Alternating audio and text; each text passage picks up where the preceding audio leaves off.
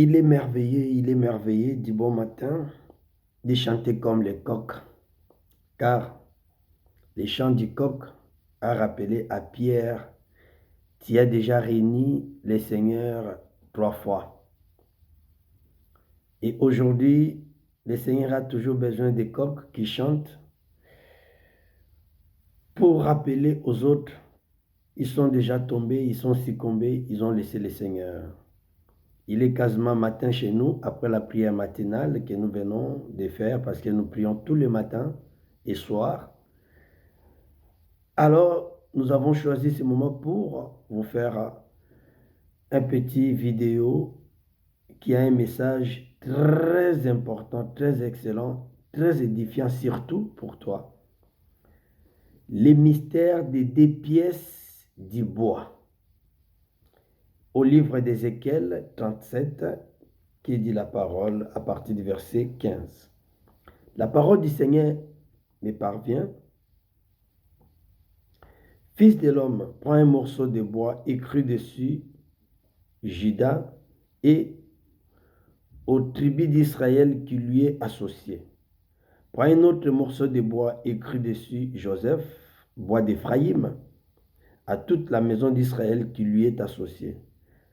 Rapproche-les l'un de l'autre, que tu n'aies plus qu'un seul morceau de bois, qu'il soit uni dans ta main. Lorsque les gens de ton peuple diront, ne nous expliqueras-tu pas ce que cela signifie pour toi? Réponds-leur, ainsi parle le Seigneur, Dieu. Je prends le bois de Joseph qui est dans la main d'Éphraïm et les tribus d'Israël qui lui sont associés. Je les joindrai au bois de Juda et j'en formerai un seul bois. Ils seront unis dans ma main. Les morceaux de bois sur lesquels tu écriras seront dans ta main sous leurs yeux. Mes bien-aimés, l'Éternel a parlé à son serviteur de faire ces mouvements prophétiques, de prendre une pièce de bois, écrire dessus Juda avec les tribus qui lui est associées, et une autre, en deuxième, d'écrire Joseph avec les tribus qui lui est associées. Très important.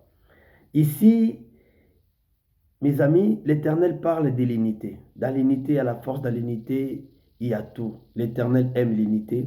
Et l'Éternel a fait les choses en unissant vraiment les valeurs, en ajoutant les valeurs avec une autre pour former la chose. Nous comprenons ici que les 2 pièces de bois vont former une seule pièce de bois entre les mains de la personne qui Dieu avait donné la mission. Il s'agit de Juda et Joseph, les 2 leaders incontestables dans l'histoire des enfants d'Israël. Très important. Et vous allez remarquer que ces 2 personnels, ces 2 visages si remarquables dans l'histoire de ce peuple ne viennent pas des mêmes entrailles. Juda, il est sorti des entrailles de Léa. Joseph, il est sorti des entrailles de Rachel. Et nous savons bien la rivalité qui a eu lieu entre les deux. Car l'autre, elle était aimée, l'autre, elle n'était pas aimée. Celle qui était aimée avait des enfants et celle qui n'était pas aimée, celle qui était aimée avait la facilité d'avoir les enfants. Celle qui n'était pas aimée, elle était stérile. Alors vous connaissez l'histoire au livre de Genèse 28, 29, 30, etc. Alors vous allez comprendre que les 2 entrailles vont nous faire sortir des leaders incontestables. Déjà pour votre information, Jacob a eu ces 2 femmes par un travail de 14 ans. Ce qui montre le calendrier prophétique, l'agneau qui a été prise les premiers jours, qui devait être immolé les 14e jour. Vous comprenez? Donc, les 2 femmes, Léa et Rachel, nous parlent tout simplement d'Israël et l'Église. On n'est pas là pour donner les détails plutôt à tous les points parce qu'on n'aura pas accès du temps. Alors, mes bien-aimés dans le Seigneur, certes, tu me poseras la question pourquoi tu appelles Juda un leader et Joseph un leader. Il faut que les Écritures nous parlent parce qu'on n'interprète pas la Bible selon la philosophie, selon l'intelligence humaine. Au livre de Genèse 49,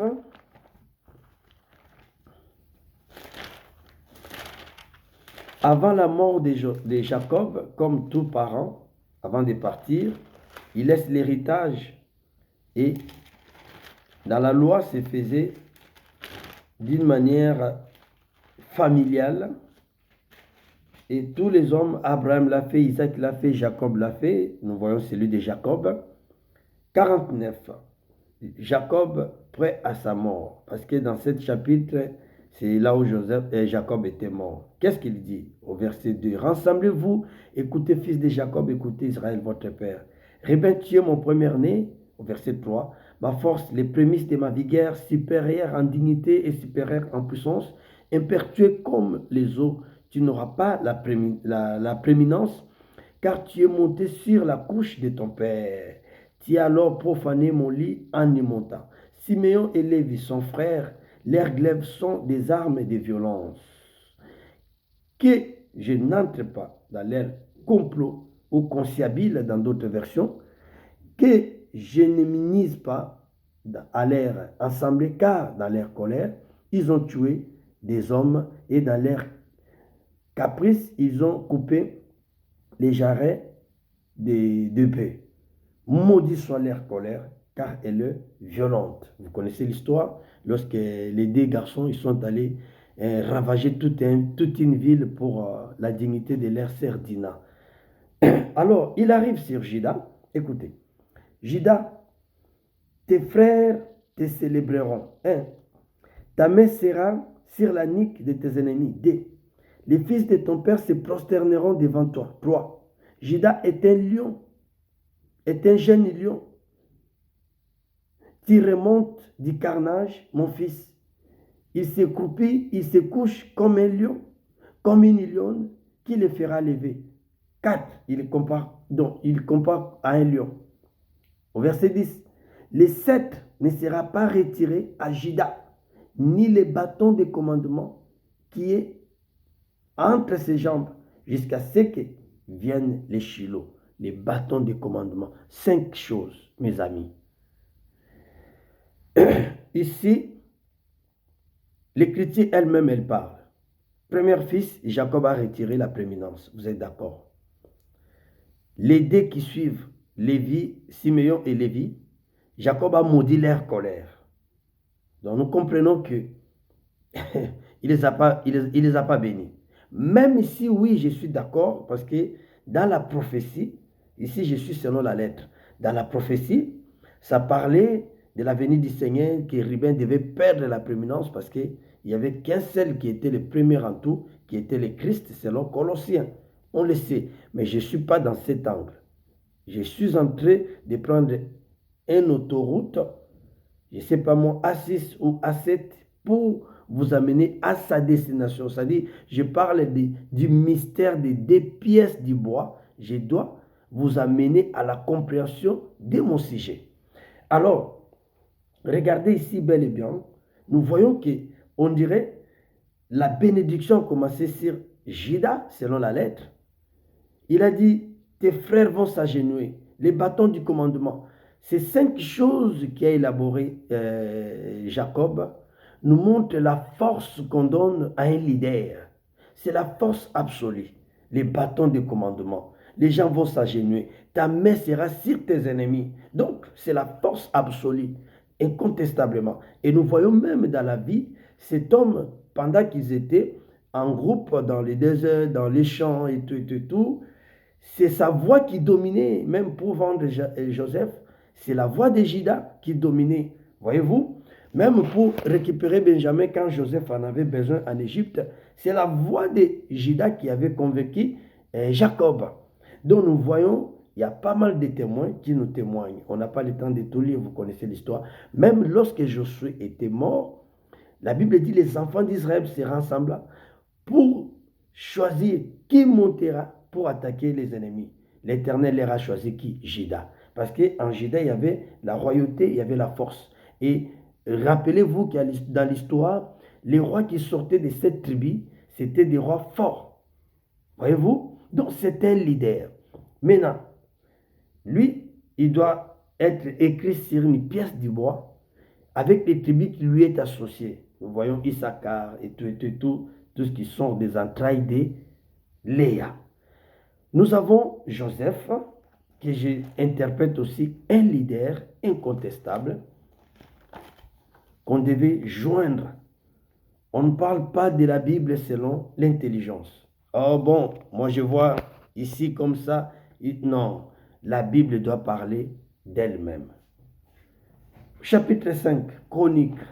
La Bible dit quoi? Première Chronique au chapitre 5. Premier verset, la Bible dit: Fils de Rubin, premier-né d'Israël, car il était le premier-né. Mais parce qu'il avait profané les lits de son père, son droit d'aînesse fut donné au fils de Joseph. Ah, peut-être je me trompe, lis dans ta version. Donc, prophétiquement, lorsque Jacob a retiré la prééminence à la tribu de Lévi et des Rubins, prophétiquement, cette prééminence ou cette droit d'aînesse a été attribué à la tribu de Joseph. Donc Joseph, prophétiquement, devient le premier-né, premier-fils. Or, d'après la loi, quand le père meurt, qui succède au pouvoir, qui succède à la royauté, qui succède à la chaise d'honneur, c'est le premier-né. Vous êtes d'accord avec moi? C'est le premier-né qui reçoit tout. Donc, nous comprenons ici prophétiquement, Joseph devient un leader, un premier-né de ses frères, selon la prophétie. Donc, on serait bel et bien d'accord. Nous avons Judas, un leader selon la lettre, selon la parole, selon ce qui est physique. Nous avons Joseph, un leader aussi du côté prophétie. Nous devons prendre les leaders selon la parole, leaders selon la prophétie, les joindre ensemble pour former une force. Ah, cette parole, elle est magnifique. Elle est merveilleuse, cette parole, mes amis. Très important. Regardez, ici, il y a le mariage du chiffre 4 et du chiffre 1er. Parce que Judas, c'est le quatrième fils de Léa. Joseph, c'est le premier fils des entrailles de Rachel. Je ne parle même pas de leur servante. Ça, c'est notre prophétie, c'est notre affaire. Donc, on doit joindre les 4 et les 1 pour avoir quoi? 5. Voyez-vous, nous comprenons automatiquement qu'il y a une naissance mystérieuse qui nous attend par rapport à cette interprétation. Je ne suis pas encore là-bas. Regardez, je vais vous démontrer la leadership de Joseph. Joseph, c'est un leader. Regardez comment il a été élevé en Égypte. Tu dois passer par lui pour avoir du bleu. Même ses frères, lorsqu'ils sont venus en Égypte, c'est lui qui avait le premier et la dernière mot. C'est un leader incontestable. Donc, ces deux personnes devaient se joindre. Ici, il y a quoi, mes amis? Il y a la loi et la grâce qui se rejoignent. Il y a la parole avec son efficacité de la doctrine qui se marie avec l'efficacité de la parole, l'efficacité de la parole prophétique. Se mettent ensemble pour nous donner la force absolue. Mes amis, nos églises faillirent, nos ministères se courbent. Pourquoi? Vous êtes penchés d'un côté. Prière, prière, parole, parole. Il n'y a pas la prophétie, il n'y a pas la révélation. Révélation, révélation, il n'y a pas les parvires. Non, le tabernacle était construit en 3 parties. Il y avait les lieux très saints, les lieux saints et les parvires. Pourquoi Dieu l'a construit comme ça? Vous voulez focaliser? Bon, nous c'est la prophétie, on prêche la prophétie. La prière, ça ne nous concerne pas. Mais pourquoi Jésus lui-même a prié, mes amis? Tout doit se mettre ensemble pour avoir la force absolue. Si tu es faible quelque part, demandez à Dieu. Dieu t'aidera. Dieu t'aidera, mes amis, dans le Seigneur. On a pris des prophéties, on commence à profiter même derrière la virus de Corona pour faire des beaux visages, des beaux messages. Non, mes amis, ne dis pas ainsi dit l'Éternel si Dieu n'a pas dit. C'est une malédiction. Voilà, ici nous avons un leader dans la chair, un leader prophétique qui se joigne pour faire la force. Tant qu'on n'aura pas le rassemblement des choses, mes amis, on serait toujours faible face aux événements, face à la vision, face à ce que nous voulons faire. Développer ça, chers collègues, chers frères et sœurs, vous trouverez beaucoup de messages parce que je n'ai pas le temps de tout détailler pièce par pièce, mais c'est un message long. Allons-y à l'île de Patmos, chapitre 5 du livre de la Révélation. Lorsque Jean vit la vision, il a vu qui? Un ange qui lui parlait. Et Jean ne pleure pas. Voici le lion de la tribu de Juda, qui est digne d'en rompre les sceaux et d'ouvrir les livres. Les lions de la tribu, j'ai entendu les lions. Mais quand il a ouvert ses yeux, il a vu qui? Un agneau. Où est la vérité? C'est les yeux ou les oreilles? Les yeux a vu l'agneau. Souvenez-vous lorsque Jean-Baptiste parlait de Jésus à ses disciples, il a dit, voici l'agneau de Dieu qui ôte les péchés du monde. Donc Jésus est venu dans ce monde comme un agneau. La vérité, ce n'est pas les oreilles ni les yeux. Les deux nous parlent d'une seule chose. Ça dure, Jean vit l'agneau, mais au-dedans de cet agneau, il y avait un lion. En Jésus, il y a l'agneau, il y a le lion. Nous voyons ces deux attributs en lui. Quand il était venu pour sa première venue, il était venu comme un agneau, comme une femme, comme une maman. Il devait donner naissance à un enfant. Il devait porter la compassion, la douceur. On voyait Jésus comme un agneau. Mais au-dedans, c'était un lion. Souvenez-vous de la prophétie de Samson quand il a tué un jeune lion. Qu'est-ce qu'on avait retrouvé à l'intérieur? Juge 14, vous le savez. Donc, sans doute, vous comprenez que même Galate l'a dit, Jésus est né au travers d'une femme sous la loi. Galate chapitre 4, je crois bel et bien, verset 4. Sous la loi. Donc, cet homme de Jésus, il était l'incarnation de l'agneau et du lion. Or, lion c'est Judas, l'agneau c'est Joseph. Regardez, je ne parle pas de moi, je parle de la Bible. Joseph, c'est un agneau. Regardez, quand il est venu pour rendre ses frères visite, ils l'ont pris comme un agneau. Il n'a pas fait tout ce qu'un lion peut. Non, on l'a pris comme un agneau. Et en le vendant, qu'est-ce qu'ils ont fait? Ils ont tué un animal. Ils ont pris son sang, ils ont pris les vêtements de Joseph, ils ont trempé dans le sang pour envoyer à Jacob pour lui dire que ton fils est mort. L'animal qui était mort, Jacob a fait deuil. Mais c'était l'animal qui était mort. C'était l'ombre des choses à venir. Le même animal qui a été mort dans les jardins pour la nudité d'Adam. C'était l'ombre des choses à venir que de même on avait tué un animal. À la place de Joseph, de même l'agneau sera mort. Quiconque croise en lui ne périsse point.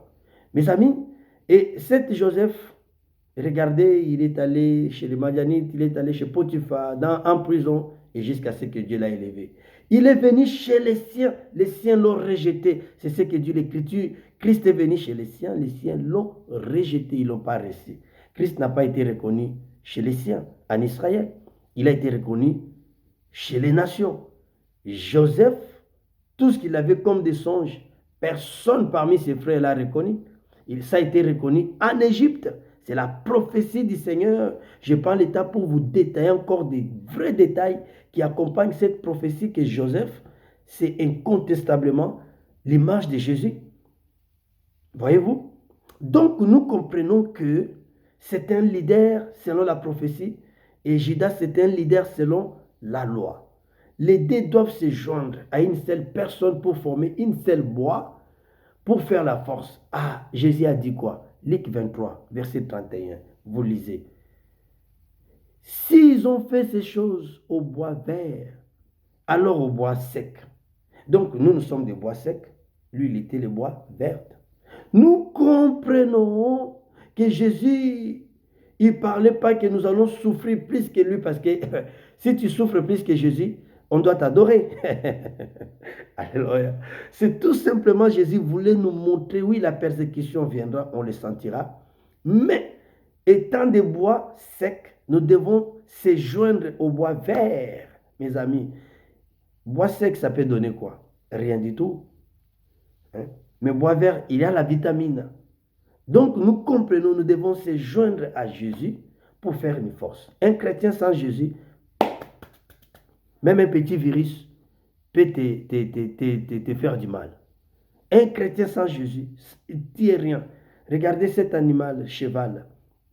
Le proverbe l'a dit, c'est un animal équipé pour les jours du malheur.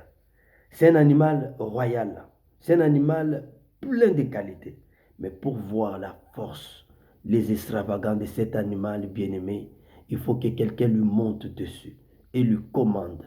Là, vous allez voir comment un cheval peut sauter à la hauteur de 2 mètres, peut sauter à la longueur de 3 mètres. N'est-ce pas vrai? C'est ça un chrétien.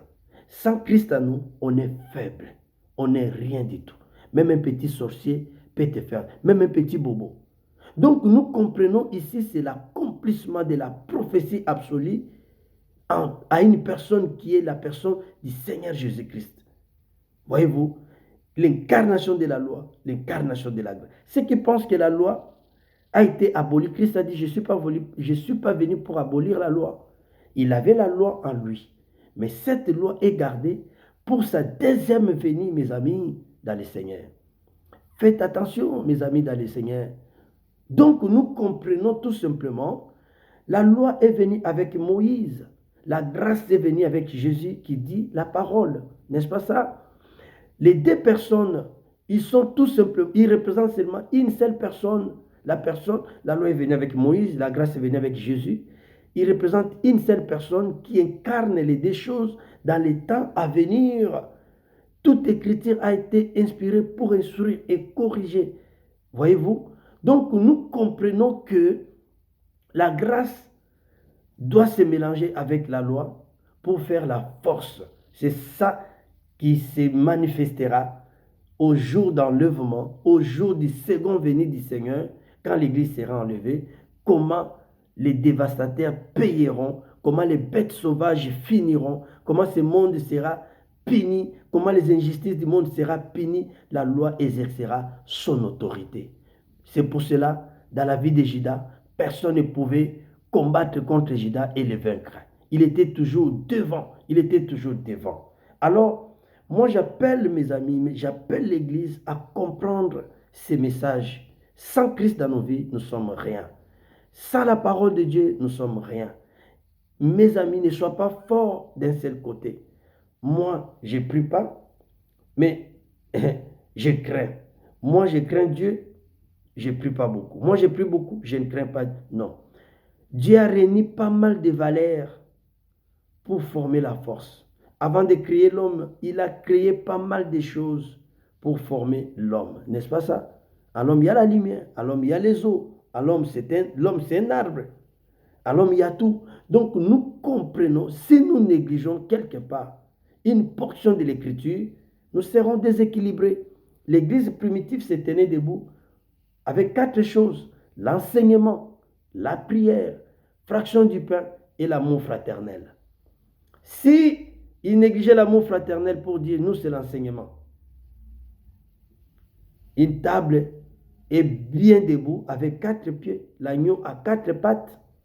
Et Paul a dit, au livre de 2 Corinthiens 14, verset 6, je viens vers vous avec cet langage. Si ce n'est pas la prophétie, la doctrine, si ce n'est pas la doctrine, la révélation, si ce n'est pas la révélation, la connaissance.